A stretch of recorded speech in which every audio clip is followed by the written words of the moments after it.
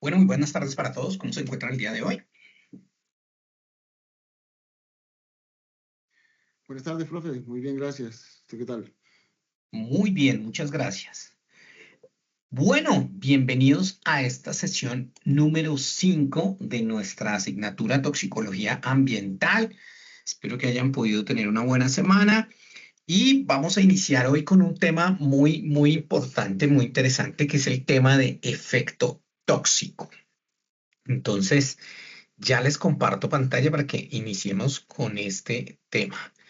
Para hablar primero de efecto tóxico, pues tendremos que hablar de la curva dosis-respuesta, pero ya se las presento y ya podemos hablar al respecto.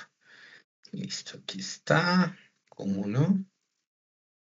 Listo. Entonces, el tema de hoy, el día de hoy, hablaremos, como bien se los dijo, eh, vamos a ver el caso o vamos a ver lo de efecto tóxico. Entonces, antes de hablar de efecto tóxico, es importante hablar primero, ay, perdón. Creo que lo proyecté mal. Permítame 2 segundos. Ya vuelvo y les comparto.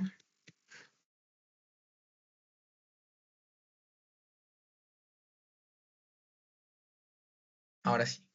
Entonces, primero pues tendremos que hablar de lo que es la curva dosis-respuesta. ¿Listo? Para eso tenemos que hablar de lo que es la relación dosis-efecto. Nosotros ya habíamos hablado cuando iniciamos nuestro curso y nuestra asignatura por allá en la primera clase que vimos unos conceptos básicos, hablábamos de unas definiciones, pues habíamos hablado de lo que significaba la dosis y habíamos de una u otra manera también definido lo que era el efecto tóxico. La curva dosis-efecto o la relación dosis-efecto es la que me permite saber qué relación existe entre una cantidad de una sustancia tóxica a la que se estuvo expuesto y los cambios que produjo en un organismo. Hablamos de dosis porque recuerde que cuando hablábamos de dosis nosotros en esas primeras definiciones, pues hablábamos de que la dosis era la concentración a la cual era absorbida por cualquier vía o era suministrada por cualquier vía en una persona o un individuo, un organismo, en función de su peso. Por eso hablamos de dosis cuando tenemos en cuenta el eh, peso de la persona. En ese orden de ideas, pues básicamente aquí lo que estoy mirando es qué relación existe entre el efecto que se tiene con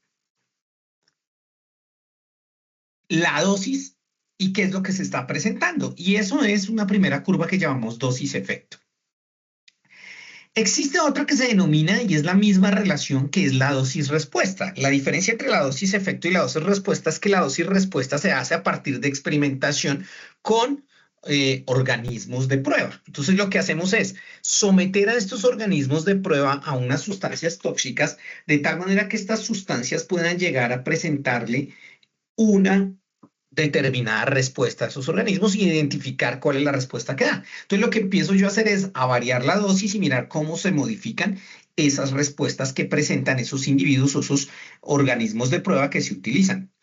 Lo normal que uno espera cuando trabaja en esa relación dosis-respuesta es que al incrementarse la concentración, es decir, cuando yo incremento esa dosis como tal, voy a aumentar el número de individuos que se van a ver afectados por ese tóxico, van a presentar una respuesta. Entonces, digamos que yo lo que estoy evaluando con la relación dosis-respuesta es precisamente mirar cuántos individuos presentan la respuesta de los individuos totales que estuvieron expuestos al tóxico en una dosis determinada.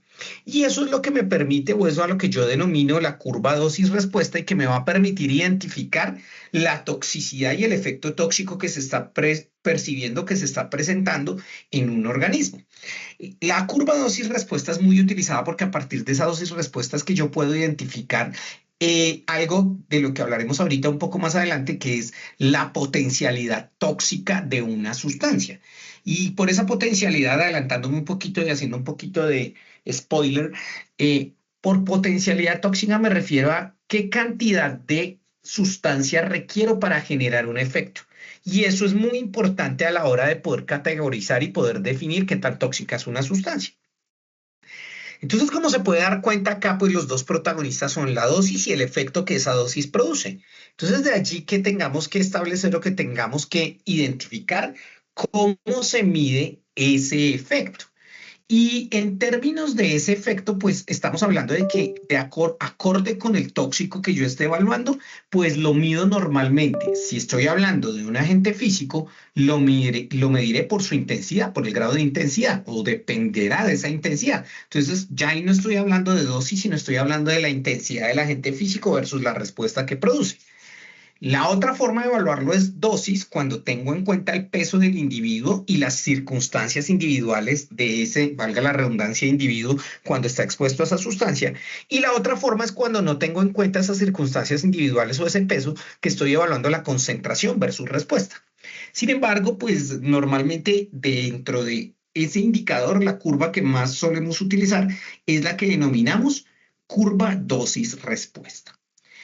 Fíjense entonces que la dosis, la intensidad, la concentración me van a decir de una u otra manera, en términos coloquiales, la cantidad del agente químico o físico a la que se estuvo expuesto.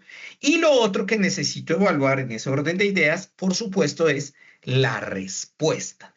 Y allí en la respuesta, entonces, tengo que saber qué tipo de efecto es el que estoy evaluando o qué tipo de efecto fue el que se presentó en esa respuesta. Y para eso hablamos de los tipos de efecto tóxico. Entonces recordemos también un poco que cuando hablábamos de esos efectos tóxicos, por allá en nuestra primera sesión que vimos, y ustedes que han tenido la oportunidad también de consultar el glosario de términos toxicológicos de la IUPAC, ¿no? Ustedes se dan cuenta que hay distintas definiciones. Pues cuando hablábamos de un efecto tóxico como tal que se producía, decíamos que era cuando una sustancia, un tóxico como tal, tenía la capacidad de generar determinadas alteraciones, bien fuera en la fisiología, es decir, en el funcionamiento de un organismo o de una estructura, o en su estructura, que es cuando hablamos de la morfología, y que esos cambios, esas alteraciones que producía esa sustancia podían llegar a ser reversibles o no reversibles o parcialmente reversibles. Efectivamente, eso era lo que mencionábamos. Entonces, de esa manera podemos hablar que en toxicología mencionamos o hablamos de distintos efectos y evaluamos distintos efectos tóxicos. Entonces, hablemos de los tipos de efectos tóxicos acorde con la toxicología. Hablamos del efecto aditivo, del efecto combinado, el efecto letal, el efecto subletal, el efecto cuantal, el efecto de inhibición o potenciación, que es otro distinto, el efecto agudo o efecto crónico. Miremos el efecto cuantal, que es el más sencillo, el tipo de efecto tóxico más sencillo. Básicamente, cuando estoy diciendo que lo que estoy evaluando es el efecto cuantal, se basa en la presencia o ausencia de una característica. Ahí digo yo que estoy hablando de un efecto cuantal. Suponga que, por ejemplo, yo tomo una sustancia X y cojo un grupo de individuos de experimentación y los someto a esa sustancia X. Y lo que quiero ver es qué tanta movilidad tienen o no. Es decir, el efecto que estoy esperando es que esos individuos ya no se puedan mover. Ni siquiera estoy hablando de otro efecto, estoy hablando del movimiento. Eso sería un efecto cuantal, porque estoy buscando la presencia o ausencia de una característica. En el caso del que le estoy hablando, estaría hablando concretamente de qué característica, pues del movimiento. El efecto aditivo habla cuando se está expuesto a dos sustancias que tienen o producen el mismo daño, para no usar la misma palabra de efecto. Es decir, ambas sustancias tienen el mismo mecanismo de acción y producen la misma respuesta cuando se están expuestas. Entonces, te dice que hay un efecto aditivo cuando la respuesta que se obtiene por haber estado expuesto a esas dos o más sustancias, porque pueden ser más, no necesariamente tienen que ser dos únicamente, es la suma de las respuestas individuales de cada una de ellas. Como esto a veces no es tan sencillo de entender, pues la gran mayoría de los que estamos acá en esta sesión y que están viéndonos también en las sesiones desde su casa, pues somos del gremio o venimos de la rama de la ingeniería. Lo voy a poner como en términos de números para que se entienda. Supongamos que el efecto que se tiene es la pérdida de visión. Tengo dos sustancias que cuando se está expuesto a esas dos sustancias se pierde la visión. La sustancia A genera una pérdida de visión del 20%, es decir, se disminuye la visión de los individuos expuestos un 20%. Mientras que la sustancia B, que también genera el mismo daño y es la pérdida de visión, genera una pérdida de visión del 40%. Cuando los individuos están expuestos a ambas sustancias, si estoy diciendo que el efecto que se produjo es aditivo, querría decir que el efecto esperado que se produce es la suma de ambas por individual. Es decir, el individuo perdería el 60% de su visión. Es como una forma de ponerlo en números para poderlo entender y poder visualizar lo que es o lo que se denomina el efecto aditivo. Característica fundamental cuando hablo de efecto aditivo, efecto tóxico aditivo. Ambas sustancias generan la misma respuesta. Lo que se hace es sumar las respuestas de cada una.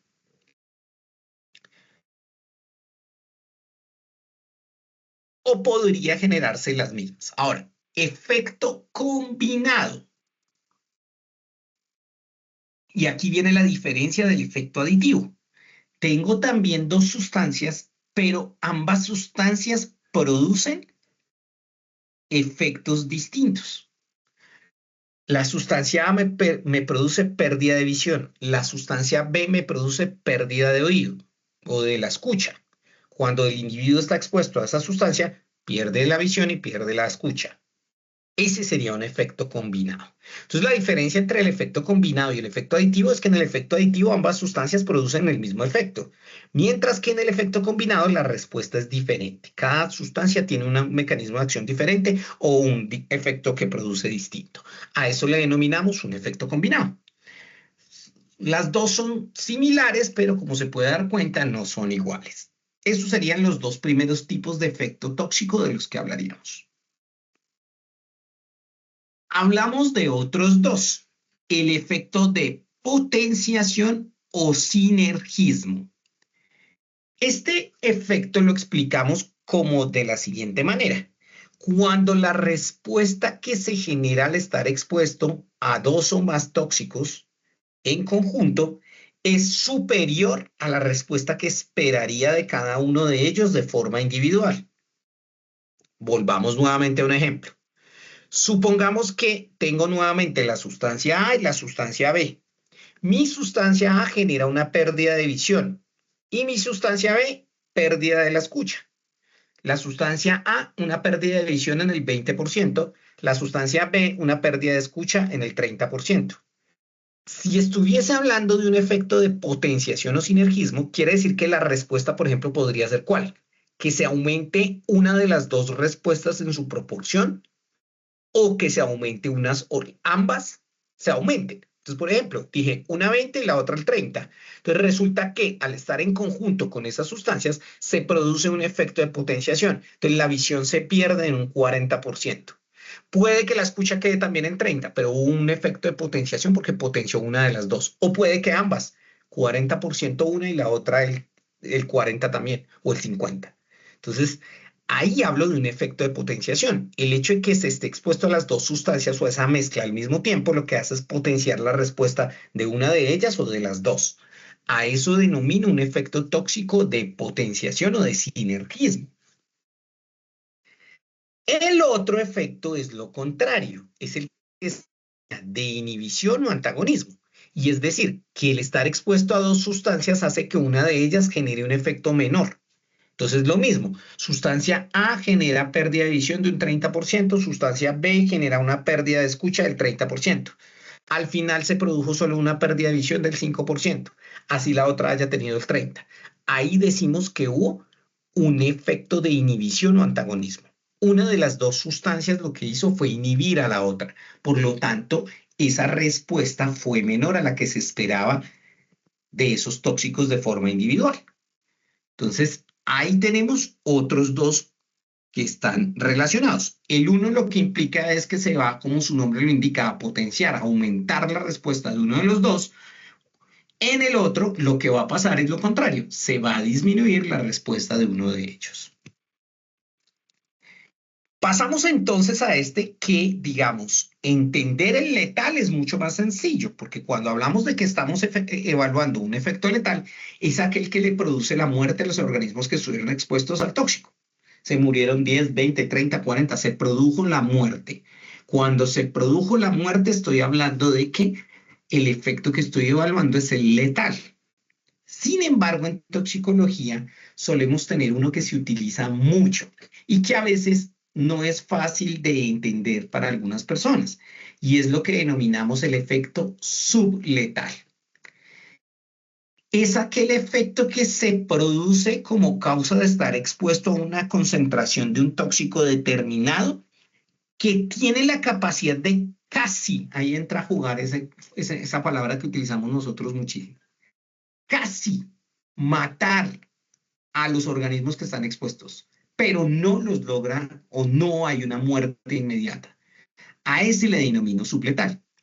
Determinar el efecto letal es mucho más sencillo que el subletal, porque ese subletal es como llegar a ese nivel mínimo en donde ya con un poquito más, con una concentración, una dosis, una intensidad un poquito más alta, ya se produciría la muerte. Entonces es como estar por debajo del límite, ahí en la raya. A eso denominaríamos un efecto subletal. ¿Cómo vamos hasta este momento? ¿Preguntas, dudas, inquietudes, comentarios?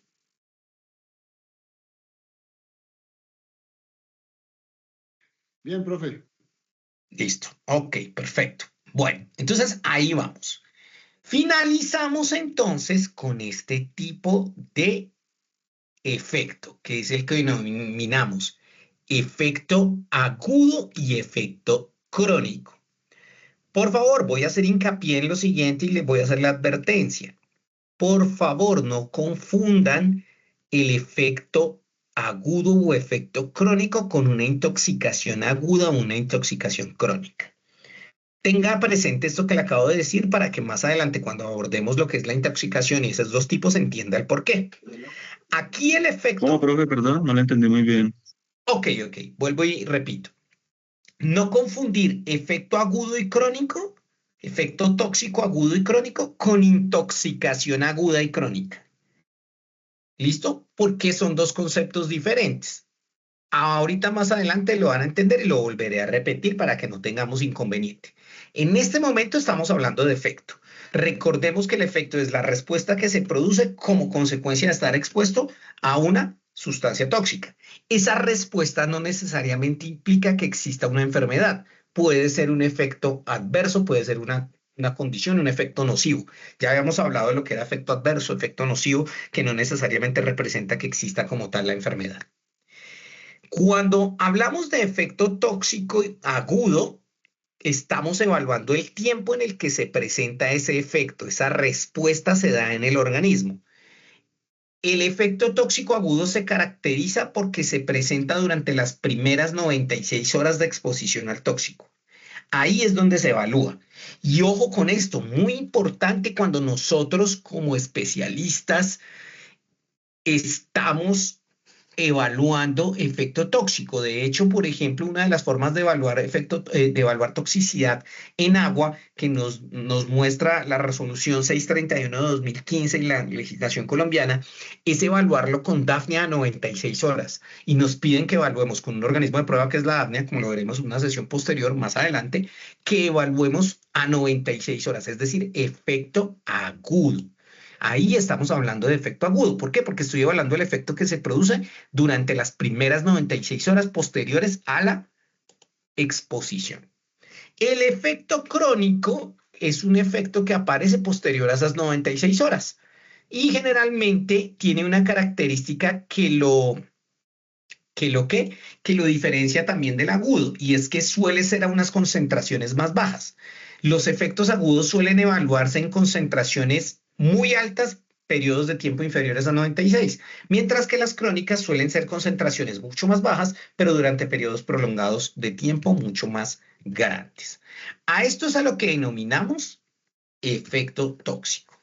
Antes de hablar de intoxicación, quiero que vean un pequeño video que me gusta para que podamos hablar de intoxicación y que está ligado con todo esto que tiene que ver con nuestro efecto tóxico.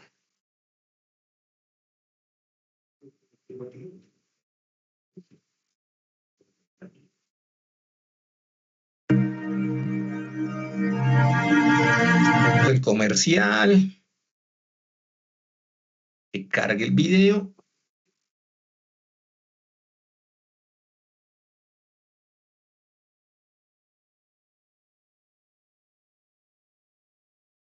Listo. 7 de septiembre Ya.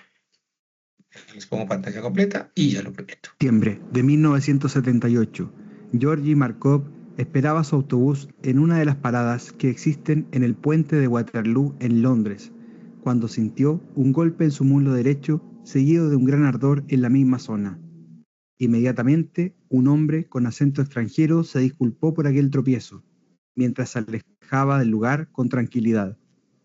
4 días más tarde, Markov moría en un hospital de la ciudad en extrañas circunstancias.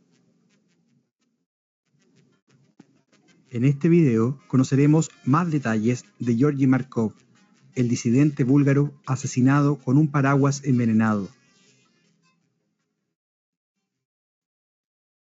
Georgy Ivanov Markov fue un notable disidente búlgaro.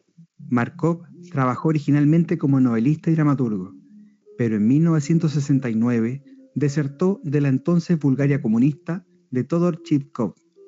Después de mudarse a Occidente, trabajó como periodista para el World Service de la emisora británica BBC, para la radio Free Europe, financiada por el gobierno estadounidense, y también para la cadena Deutsche Welle de la entonces Alemania Occidental.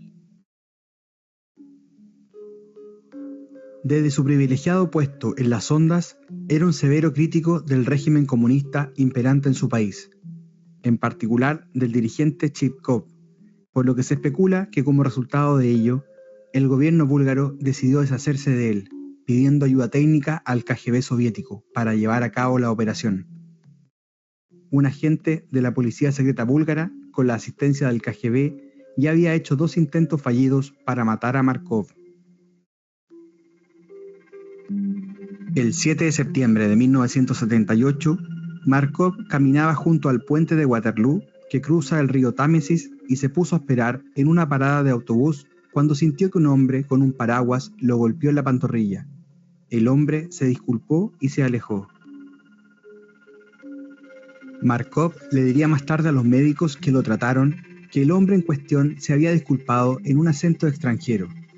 El extraño evento es recordado como el asesinato del paraguas, y aparentemente el autor material del mismo sería un italiano de nombre Francesco Ghilino, conocido como Piccadilly. Markov recordó una sensación de ardor y dolor en la zona donde había sido golpeado. Cuando llegó a trabajar a las oficinas de la BBC, notó que se había formado una pequeña circunferencia roja donde había sido golpeado, y que el dolor persistía. Él comentó a un compañero de trabajo el incidente que había vivido escasos momentos antes.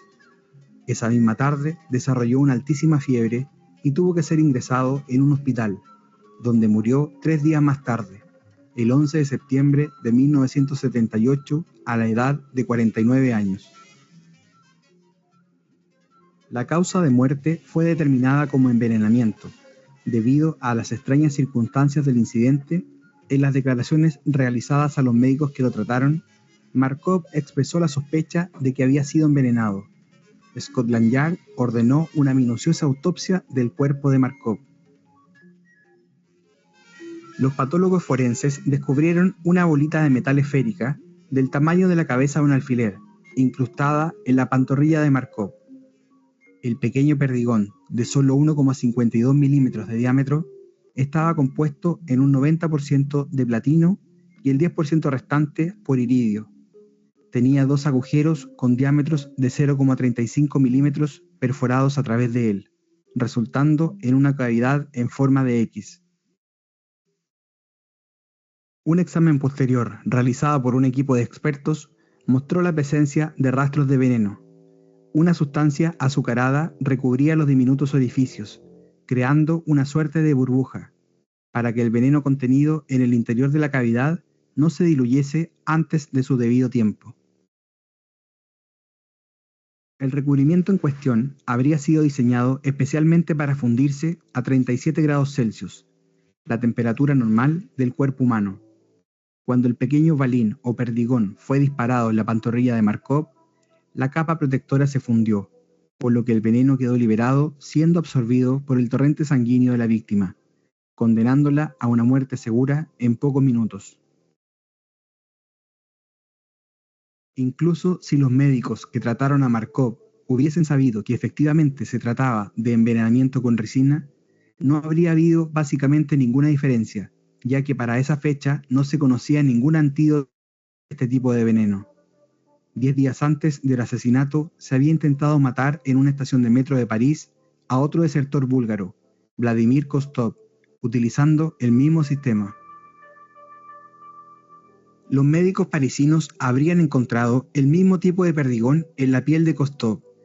Sin embargo, parece que la capa azucarada que protegía el exterior de la cápsula de ricina había sido dañada durante el disparo o antes de este, por lo que solo una pequeña porción del potente veneno logró ingresar en su torrente sanguíneo, evitando así su muerte. Kostov informó que el disparo provino de un hombre que llevaba un pequeño bolso, no un paraguas. La razón principal de esta confirmación fue la declaración de Markov, quien si bien dijo haber visto el paraguas que llevaba quien lo atropelló accidentalmente en la calle, sin embargo, no recordaba haber sido herido con él. No obstante, los expertos forenses declararon que la probable pistola que había disparado la pequeña bolita era muy sofisticada, otra razón para creer que el atentado había sido llevado a cabo u ordenado por alguna organización estatal. Años después, algunos desertores del KGB de alto perfil, como los soviéticos Oleg Kalugin y Oleg Gordievsky, han confirmado que la KGB estuvo detrás del asesinato. No obstante, hasta el día de hoy, nadie ha sido acusado por el asesinato de Markov, en gran medida porque la mayoría de los documentos relativos a su muerte fueron probablemente destruidos antes del colapso del régimen comunista búlgaro.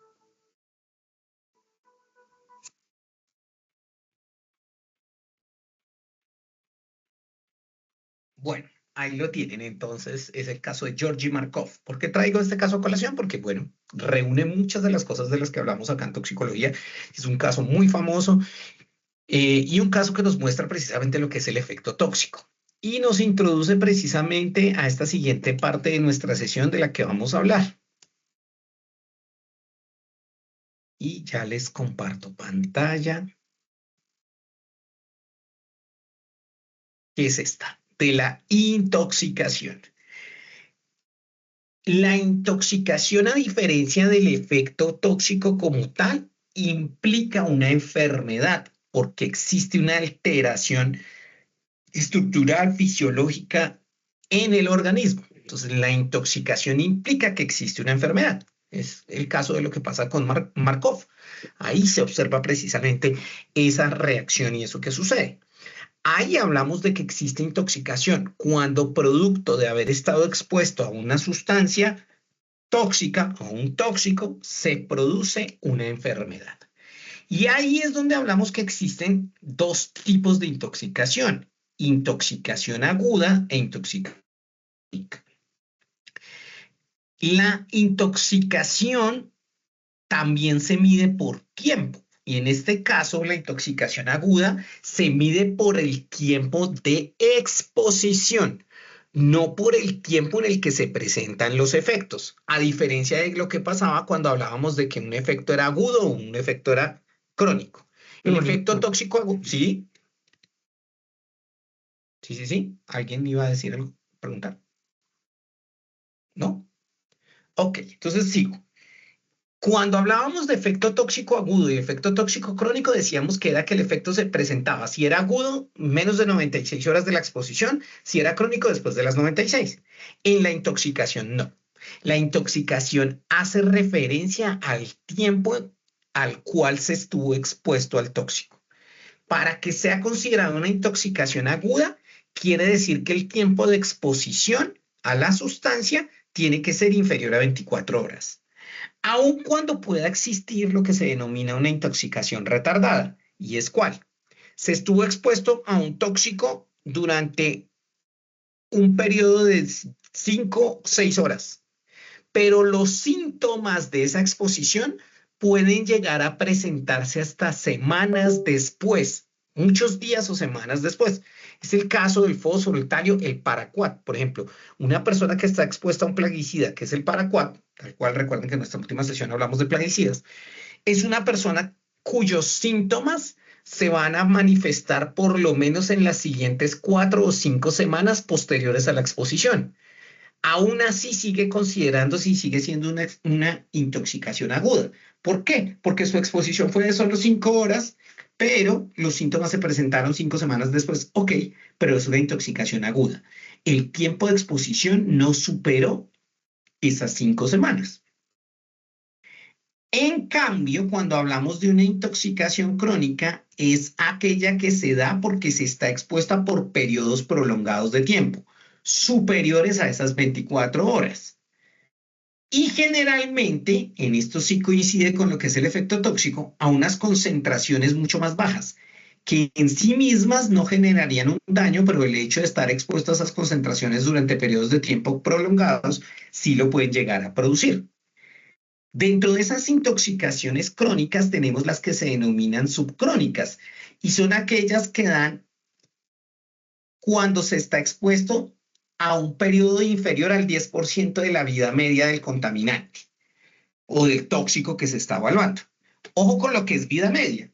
Cuando estamos hablando de vida media, y ya lo habíamos visto en la clase pasada, en nuestra sesión anterior habíamos hablado, que era el tiempo en el cual una sustancia alcanzaba la mitad de su concentración en el ambiente.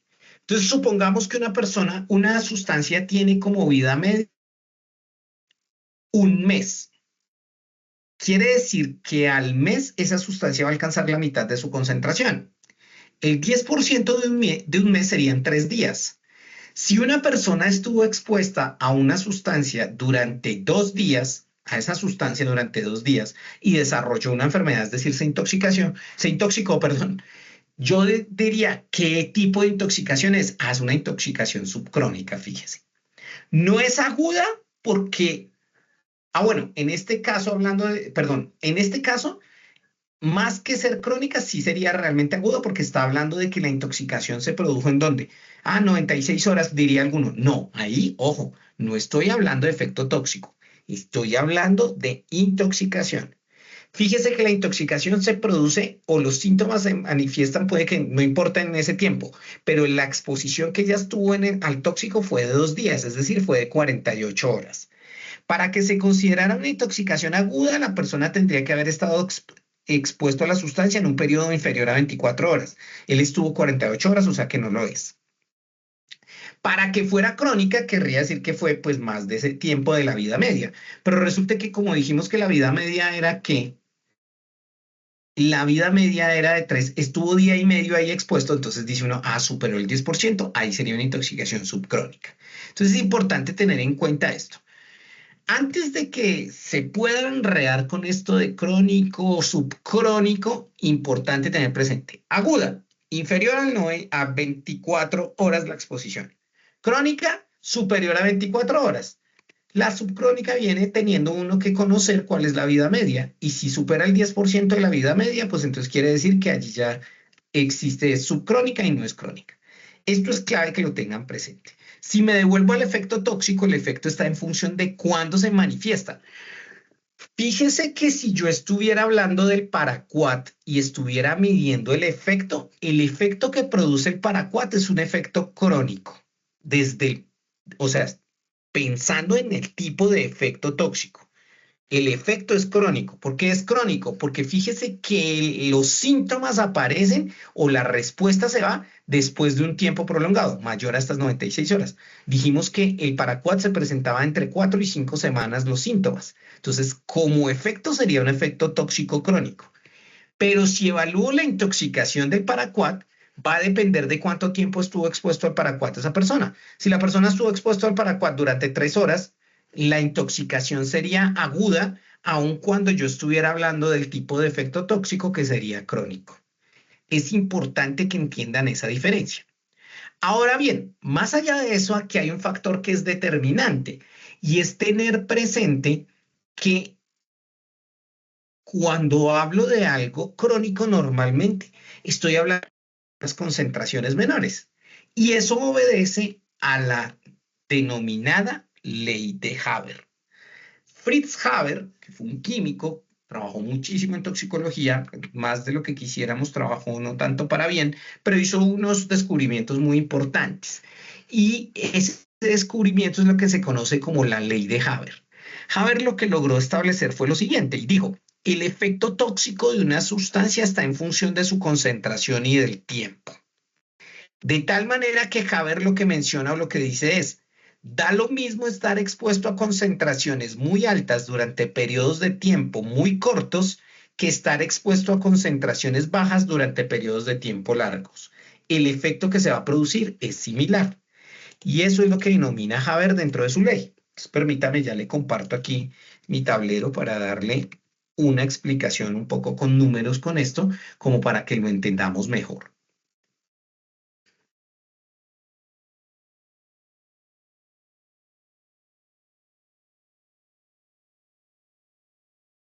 Ya la comparto.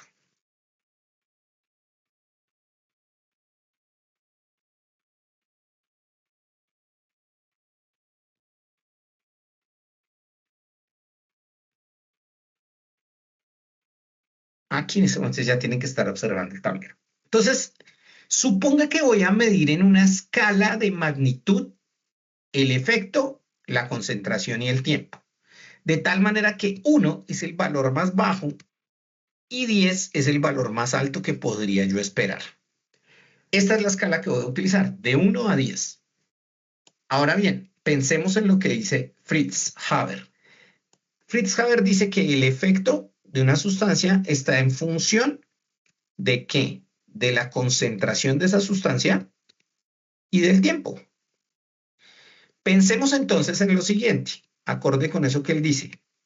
Pensemos en qué efecto tendríamos si se está expuesto a una concentración muy alta, que sería de 10, acorde con esa escala que nosotros pusimos, versus un tiempo muy corto de exposición, que sería el más bajo, que es 1. En ese orden de ideas en magnitud, si lo midiéramos así, no es que se mida así, es para que lo entienda mejor lo que es la ley de Haber.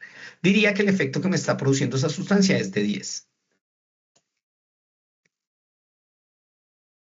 Ahora bien, pensemos en lo contrario. Tengo una concentración baja que es de 1, pero he estado expuesto a esa sustancia por un tiempo muy prolongado. El efecto que voy a tener también es de 10. Entonces, lo que dice Haber es sencillo. Da lo mismo estar expuesto a concentraciones muy altas durante periodos cortos que estar expuesto a concentraciones bajas durante periodos muy largos, porque el efecto que se va a presentar es importante. Obviamente, ¿cuál sería el peor de los escenarios? Estar expuesto a concentraciones muy altas durante periodos de tiempo muy prolongados, porque el efecto sería supremamente gigantesco. Esto es bien importante porque cuando hablamos de reglamentación ambiental, cuando hablamos de límites permisibles para muchos contaminantes, cuando hablamos de ciertos límites, se tiene en cuenta este principio a la hora de generar la legislación. Es la razón, por ejemplo, por la cual cuando hablamos de contaminantes atmosféricos en nuestro país y en el mundo en términos generales, cuando se habla, por ejemplo, de material particulado en aire, se dice que es mucho más restrictiva la norma anual de exposición a contaminantes atmosféricos que la norma diaria en 24 horas, porque claro, se considera que estar expuesto a esas concentraciones genera un peligro. Y es lo que dice Fritz Haber. Entonces, se ha podido dar cuenta, dentro de lo que hemos hablado hoy, acá resulta que el factor de tiempo o el tiempo resulta siendo fundamental a la hora de evaluar precisamente esa respuesta y a la hora de evaluar la toxicidad de las sustancias. Entonces, ese tiempo resulta siendo importante. De allí que tengamos presente, por ejemplo, estos dos tiempos, lo que se denomina el tiempo de latencia y el tiempo de evolución. El tiempo de latencia se denomina o es el tiempo que pasa desde que se absorbió el xenobiótico, y recordemos que nosotros ya vimos lo que era toxicocinética, entonces ya entendemos que la absorción es o se da una vez el tóxico se encuentra en sangre, hasta que se manifiesta el efecto. Fíjense que si estuviera hablando del paraquat, ese tiempo de latencia es muy largo, porque desde que se absorbió hasta que se manifiesta pueden pasar 4 o 5 semanas. Otra cosa es lo que se denomina como tiempo de evolución. Y el tiempo de evolución es el tiempo en el que ese efecto que produjo el tóxico puede permanecer en ese organismo hasta que incluso pueda llegar a producir la muerte. El tiempo de evolución de una persona intoxicada por paraquat resulta siendo muy corto. En realidad es menor a una semana. Entonces, fíjese, tiene un tiempo de evolución muy corto el paraquat, pero tiene un tiempo de latencia muy largo. Y ese factor tiempo resulta siendo importantísimo a la hora de evaluar toxicidad. De allí que uno de los indicadores de toxicidad que suelen utilizarse es lo que denominamos el tiempo letal, que es el tiempo que transcurre mientras que los organismos de prueba estuvieron expuestos al tóxico hasta que se murieron. Y lo hacemos en función también de un tiempo letal que es el que se mide y suele utilizarse mucho en toxicología, que es el tiempo letal medio. ¿Cuánto tiempo transcurre desde que se aplica el tóxico hasta que la mitad de los individuos que estuvieron expuestos a ese tóxico fallecieron? En toxicología solemos utilizar mucho lo que es el 50 y el 25% de la población expuesta cuando hacemos pruebas toxicológicas para determinar toxicidad en sustancias. Entonces, ¿qué día tenía una discusión con un colega frente a ese colega? Me decía, pero es que los estudiantes o es que las personas deberían conocer las distintas clasificaciones.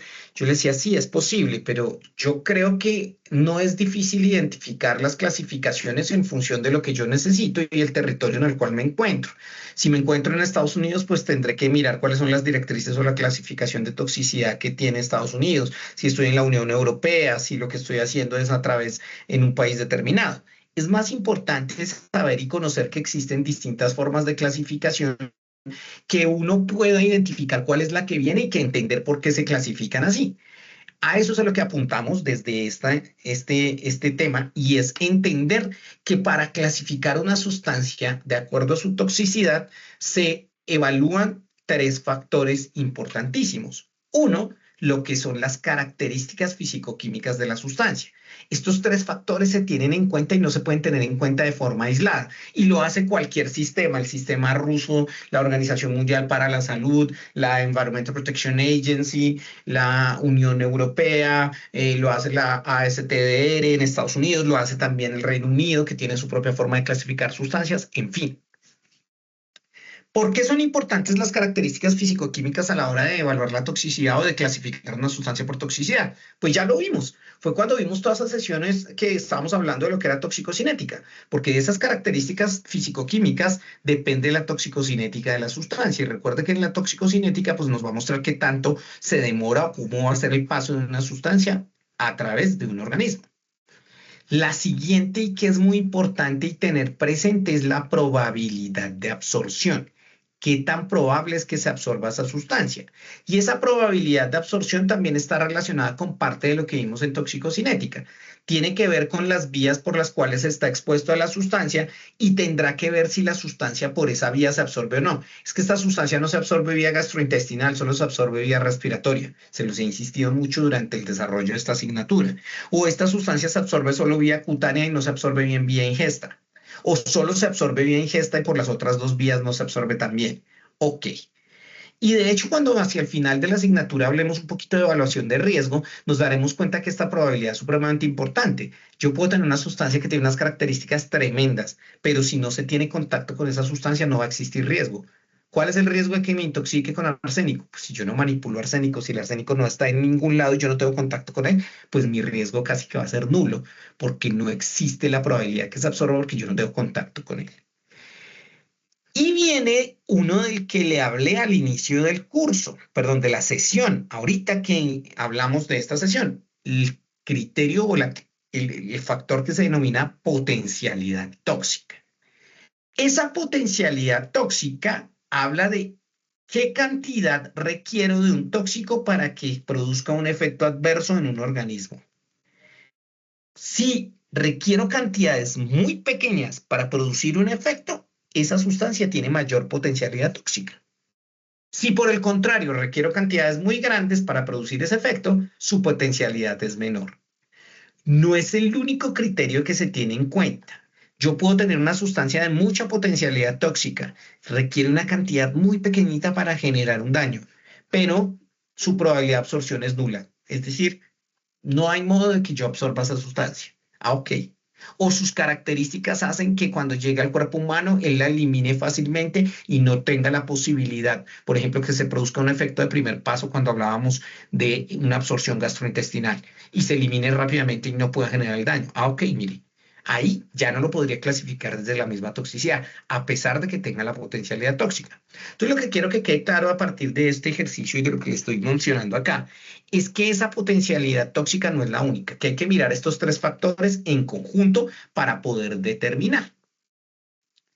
Como la potencialidad tóxica está expresada en la cantidad de tóxico que se requiere para producir un efecto, en toxicología lo medimos con algo que se denomina o concentración letal o dosis letal. Dosis letal, recordemos que siempre que está hablando de dosis es porque estoy teniendo en cuenta características individuales y estoy teniendo en cuenta el peso del individuo. Si hablo de concentración letal, quiere decir que no estoy teniendo en cuenta el peso del individuo. La dosis letal y la concentración letal se hacen por experimentación y me permiten determinar esa potencialidad tóxica. En toxicología hablamos de 4 dosis letales. La dosis letal mínima, que es la que se requiere para matar a uno solo de los individuos que estuvieron expuestos al tóxico. La 25, que creo que ya lo deducen y creo que ya se los había mencionado, al 25% de los individuos expuestos. La dosis letal 50, que es la que más se utiliza para determinar esa potencialidad tóxica y es la que se requiere para matar al 50% de los individuos expuestos. Y la dosis letal 100, que es pues la que mata a todos los individuos. Ese es uno de los indicadores de potencialidad tóxica que se suele utilizar más para clasificación de sustancias tóxicas. En este momento en pantalla le estoy mostrando la clasificación que generaron allá hace varios años Dufus y Coles, los mismos de los que hablamos en nuestra primera sesión de allá de la definición de toxicología, los mismos que hablan del, ¿cómo es que se llama? Del diccionario de términos toxicológicos de la IUPAC. Ellos generaron una forma de clasificación basado en esas dosis letales 50. Tuvieron en cuenta que si se administraba vía oral, si se administraba vía cutánea o si se inhalaba. Y lo que hicieron en su momento fue generar lo que se denominaba una posible dosis letal en el hombre. No experimentaron con humanos, pero dijeron, bueno, si esto pasa con estos organismos, con el hombre podría ser esta la dosis que se requiere. Y generaron un sistema en el cual pusieron 6 categorías, que va desde la extremadamente tóxica hasta la relativamente inocua, basándose en esa dosis letal. Es decir, que aquí esto es bastante antiguo. Si miramos esta forma de clasificación, pues dice uno, pero profe, usted dijo que no debía basarse solo en un criterio. Pues antes, digamos que ese era uno de los términos. Estaba basado solamente en la potencialidad tóxica. Si acaso dentro de las características físico-químicas lo que tenían en cuenta de pronto no era ni siquiera la formulación, sino lo que se tenía en cuenta era la vía de exposición. La Organización Mundial de la Salud también tiene su forma de clasificar. Clasifica en 4 categorías. La primera la divide en 2 clases y cada una de las otras en clases. Y fíjese que la Organización Mundial tiene también en cuenta esa potencialidad tóxica evaluada desde la dosis letal 50, también las vías de exposición. Ellos ya no tienen en cuenta la vía inhalatoria, pero además tienen en cuenta que las características físico-químicas, partiendo de la formulación, si el tóxico evaluado es líquido o si es sólido. Y ahí evalúa y tiene esta forma de categorizar. Y a partir de esa categorización genera esta clasificación, fíjese. Sumamente peligroso, muy peligroso, moderadamente peligroso, poco peligroso o normalmente no peligroso. Los rusos, que como se pudo dar cuenta por el video, pues durante los años de la Guerra Fría se considera que ellos avanzaron mucho en toxicología con otros fines posiblemente, desarrollaron otra forma de clasificación y ellos dijeron, venga, no es lo mismo una sustancia cuando se está expuesto de forma aguda o cuando se está expuesto de forma crónica. Entonces generemos una forma de clasificar sustancias y tengamos en cuenta algo que nos permita calcular cómo se comporta la sustancia o qué tanta potencialidad tóxica tiene cuando se hace una exposición aguda o cuando la exposición es crónica. Y generaron unos coeficientes de acción tóxica basados en agudo y en crónico y generaron esta clasificación: sumamente tóxico, muy tóxico, moderadamente tóxico y ligeramente tóxico. Otros lo que hicieron fue clasificar las sustancias en función de qué daño o qué mecanismo de acción generaban en el organismo. Y entonces lo que hicieron fue tener en cuenta las sustancias que se denominan inocuas, aquellas que no generan un daño, las inmunoactivas que pueden generar un daño en el sistema inmune, tóxicos locales que van directamente a un órgano o a un tejido específico, o tóxicos sistémicos que afectan distintos tóxicos que afectan distintos afectan distintos órganos o distintos tejidos. Esa es otra forma de clasificación que generaron ellos en su momento y que se tuvo. Por último, ya le comparto nuevamente la pantalla, permítame.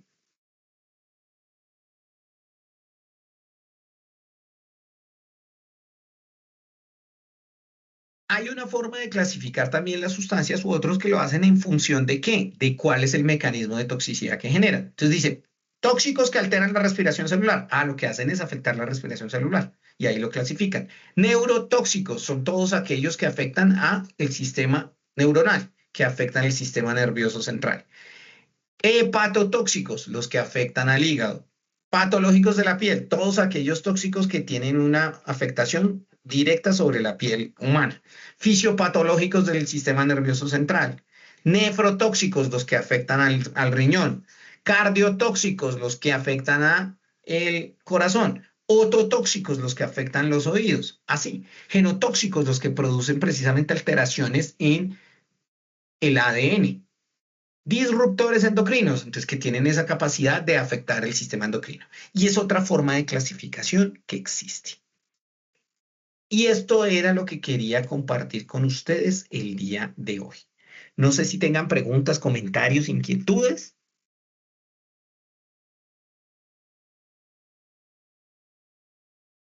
Ok, ha sido para mí un placer haberlos acompañado durante esta sesión. Nos vemos entonces dentro de 8 días en nuestra sesión número 6.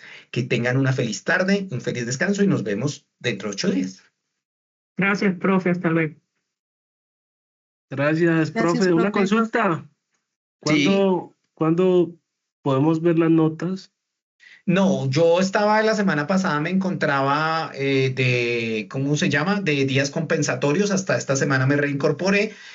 Algunos de ustedes solicitaron un plazo adicional para poder presentar la actividad. Entonces ya la otra semana estaré yo poniéndome al día. Ya la otra semana podrán observar la calificación de esa primera actividad que entregaron. Gracias, hasta luego. Vale, que estén